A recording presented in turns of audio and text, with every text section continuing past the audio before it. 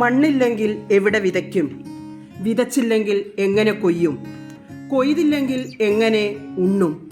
ശ്രീ എസ്.വി. വേണുഗോപൻ നായരുടെ ആത്മകഥാംശപരമായ ചെറുകഥയാണ് 8ാം ക്ലാസ്സിലെ ജോസഫ് എന്ന പാഠഭാഗം. കഥാകൃത്ത് ടൗണിൽ നിന്ന് നാട്ടിലെത്തുന്നു. തറവാടുമായി ബന്ധപ്പെട്ട കാര്യങ്ങൾ തീർത്ത ശേഷം ഗ്രാമത്തിലേക്കിറങ്ങുന്നു. ലക്ഷ്യം പഴയ കർഷകനായ ജോസഫ്. ഇരുവരുടെയും ഇടയിൽ ഒരിക്കൽ ആഴമുള്ള ആത്മബന്ധം ഉണ്ടായിരുന്നു. പക്ഷെ ജോസഫിനെ തിരക്കി നടക്കുമ്പോൾ കഥാകൃത്തിന് ലക്ഷ്യബോധം കിട്ടുന്നുണ്ടായിരുന്നില്ല. ഒടുവിൽ അയാളുടെ കൂരയിലെത്തുമ്പോൾ കൊച്ചുമകൾ എന്ന് തോന്നിക്കുന്ന പെൺകുട്ടി പോലും ജോസഫിനെ നിന്ദാഭാവത്തോടെയാണ് അവതരിപ്പിച്ചിരിക്കുന്നത്. കഥാകൃത്തിന്റെ ഓർമ്മയിൽ പാടത്തെ പണിക്കാരുടെ നേതാവായ ആരോഗ്യമുള്ള ദൃഢഗാത്രനായ ജോസഫ് മരമടിക്കുന്ന രംഗം ഒരു സാഹസിക യോദ്ധാവിൻ്റേതുപോലെ തെളിഞ്ഞു നിൽക്കുന്നു. മണ്ണിനോട് ഇഴുകിച്ചേർന്ന് മണ്ണിനെ പൊന്നുപോലെ വിളയിക്കുന്ന മണ്ണിന്റെ മകനായിരുന്നു അദ്ദേഹം. കുട്ടിയായിരുന്ന ലേഖകൻ ജോസഫ് കൃഷിക്കായി മണ്ണിനെ പാകപ്പെടുത്തുമ്പോൾ മരമടിക്കുന്ന കാളയുടെ പുറത്തിരുന്ന് എല്ലാം നോക്കിക്കൊണ്ടിരിക്കും. അതായിരുന്നു അവർ തമ്മിലുള്ള ആഴത്തിലുള്ള ആത്മബന്ധത്തിന് തുടക്കമായത്. കഥാകൃത്തിന്റെ അച്ഛനും മറ്റു കീഴ്ത്തൊഴിലാളികൾക്കും ജോസഫ് സഹായവും പ്രചോദനവുമായിരുന്നു. ഇന്ന് ജോസഫിനെ തിരക്കി അയാൾ പലരോടും അന്വേഷിച്ച് കണ്ടെത്തുകയാണ്.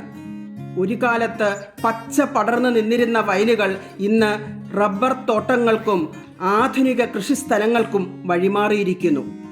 ആ വിപുലമായ തോട്ടത്തിന്റെ ഒരു കോണിൽ പ്രാകൃതനായി ഒരു ഭ്രാന്തനെ പോലെ കൃഷി ചെയ്യാൻ ഒരിത്തിരി മണ്ണ് തരുമോ എന്ന് ചോദിച്ചു നിൽക്കുന്ന ജോസഫ് നശിച്ചു പോകുന്ന നമ്മുടെ കാർഷിക സംസ്കാരത്തിന്റെ ജീവനുള്ള പ്രതീകമാണ്.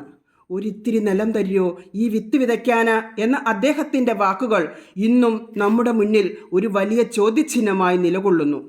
പ്രിയ കുട്ടികളെ, നിങ്ങളുടെ വീട്ടുമുറ്റത്ത് ഒരു പിടി മണ്ണെങ്കിലും ഉണ്ടെങ്കിൽ അവിടെ ഒരു ചെറിയ ചെടിയെങ്കിലും നട്ടുനോക്കൂ. അങ്ങനെ ഈ പാഠം നമ്മെ പഠിപ്പിക്കുന്ന മഹത്തായ കൃഷിയുടെ സന്ദേശം ചെറുതായിട്ടെങ്കിലും നമ്മുടെ ജീവിതത്തിൽ ഉൾക്കൊള്ളാൻ ശ്രമിക്കൂ. ഭൂമി നഷ്ടപ്പെടുന്ന കൃഷിക്കാരൻ്റെ ദുഃഖം. മണ്ണ് എൻ്റെ അമ്മയാണ്, അതിൻ്റെ നെഞ്ചിൽ വിയർപ്പൊഴുക്കി ഞാൻ ജീവൻ നടുകയാണ്.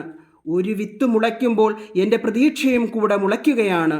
ആ മണ്ണ് എൻ്റെ കയ്യിൽ നിന്ന് മൗനമായി അകന്നു പോകുന്നു. അച്ഛനിൽ നിന്ന് പാരമ്പര്യമായി കിട്ടിയ ഭൂമി, ജീവിതത്തിൻ്റെ മുഴുവൻ അർത്ഥമായി മാറുന്ന കൃഷിക്കാർ, അതിലെ ഓരോ മണ്ണും എൻ്റെ വിയർപ്പിൻ്റെ സാക്ഷികളാവുന്നു. പക്ഷെ കാലത്തിൻ്റെ പേരിൽ, വികസനത്തിൻ്റെ പേരിൽ എൻ്റെ മണ്ണ് എനിക്ക് അന്യമായി തീരുന്നു. പണം ധാരാളമായി കിട്ടുന്നുണ്ട്, പക്ഷേ മണ്ണിൻ്റെ മണം, വിത്തിൻ്റെ പ്രതീക്ഷ, വിളവിൻ്റെ സന്തോഷം, എവിടെ ഞാൻ എൻ്റെ സ്വപ്നങ്ങൾ നട്ടുവളർത്തും? ഈ മണ്ണ് പോകുമ്പോൾ എൻ്റെ ജീവിതവും കൈവിട്ടു പോകുന്ന പോലെ. കൃഷിക്കാരൻ്റെ ഭൂമി നഷ്ടപ്പെടുമ്പോൾ അവന് നഷ്ടപ്പെടുന്നത് ഒരു കഷ്ണം ഭൂമിയല്ല, അവൻ്റെ ജന്മമാണ്. ഓർക്കുക, മണ്ണ്, പ്രകൃതി, ഭൂമി നമ്മുടെ അമ്മയാണ്.